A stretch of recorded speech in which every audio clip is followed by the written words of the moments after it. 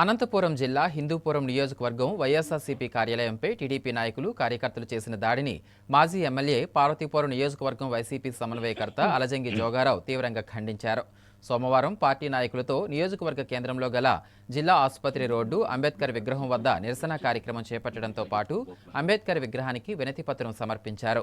ఈ సందర్భంగా ఆయన మాట్లాడుతూ, నిన్న హిందూపురం వైసీపీ కార్యాలయంపై టీడీపీ నాయకులు చేసిన దాడిని తామంతా తీవ్రంగా ఖండిస్తున్నామని, కార్యాలయం లోపల ధ్వంసమైన ఫర్నిచర్, పగిలిన గాజులు, విరగొట్టిన సామగ్రిని చూసిన సభ్య సమాజం అసలు రాష్ట్రంలో ప్రభుత్వం ఉందా అని అనుమానం వ్యక్తం చేస్తున్నారన్నారు. వైసీపీ కార్యాలయంపై టీడీపీ గూండాలు పన్నిన దాడి అత్యంత హేయమైందని అభివర్ణించారు.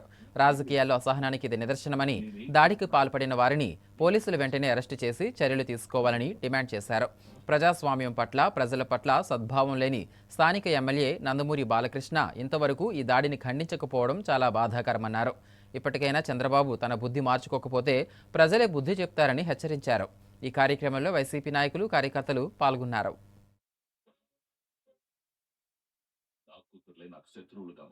ఈ భారతదేశానికి రాజ్యాంగాన్ని పరిచయం చేస్తూ ప్రభుత్వం అంటే ప్రజలకు జవాబుదారీతనంగా ఉండాలనే ఆలోచనతోనే ప్రజల యొక్క హక్కుల్ని పొందుపరుస్తూ రాజ్యాంగాన్ని భారతదేశానికి పరిచయం చేస్తే, ఈరోజు ఈ రాష్ట్రంలో కూటమి ప్రభుత్వం వచ్చిన తర్వాత రాజ్యాంగాన్ని పక్కన పెట్టి రెడ్ బుక్ పరిపాలన అనేది కొనసాగుతుందని చెప్పడానికి నిజంగా సిగ్గుపడుతున్నాం.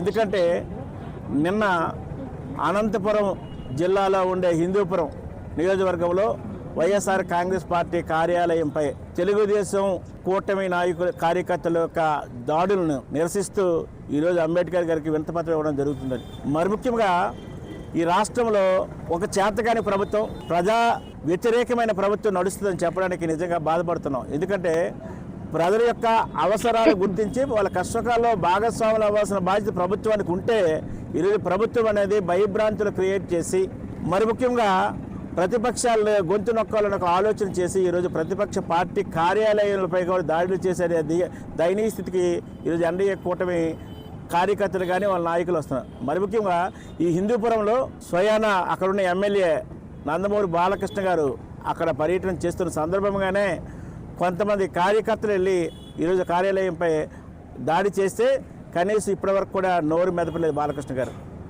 అసెంబ్లీలో బూతులు మాట్లాడగలడు. సమాజం పట్ల భయభక్తులు లేని బాలకృష్ణ గారికి మేము ఒకటి అడుగుతున్నాం. నీ నియోజకవర్గంలో నువ్వు ఉంటున్న సందర్భంలోనే ఒక ప్రతిపక్ష పార్టీపై దాడి చేస్తే, నీ కార్యకర్తలు దాడి చేస్తే ఎందుకు ఇప్పటివరకు ఖండించలేదు?